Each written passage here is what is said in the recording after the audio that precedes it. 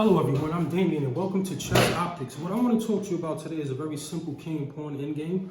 A lot of my friends are always wondering how is it that you could have a pawn and not win against a king if you have more material. Well, the answer to that is very simple. It's called the opposition.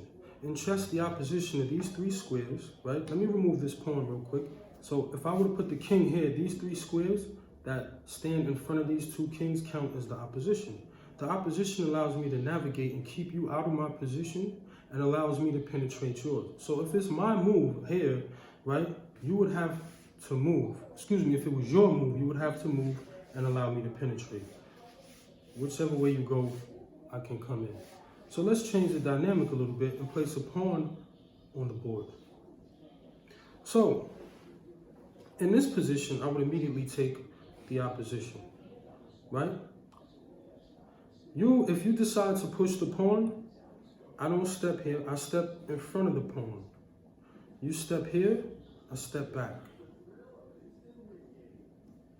You come here, I immediately take the opposition and step here. So, you check me, I move here.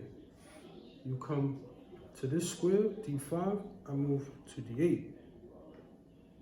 You come to e6, I would step here.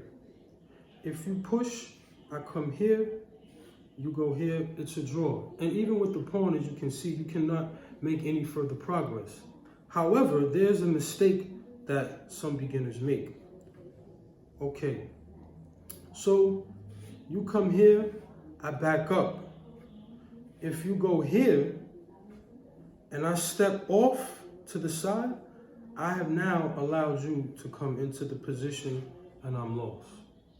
Any move I make such as this, you push, I come here, and you are the lucky owner of a queen.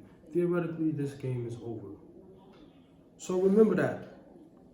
Remember that if your opponent has a pawn, always step in front of the pawn, right? Do not step off to the side. Because if you step off to the side, you allow him the opposition. You move here, he pushes, you have to vacate this area.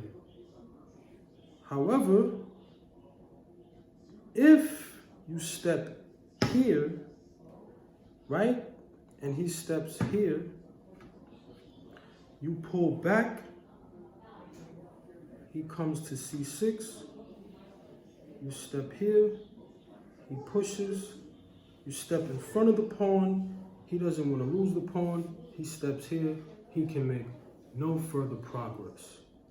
And with that, I hope I've helped you to understand how to maneuver against a pawn and a king in a king and pawn endgame.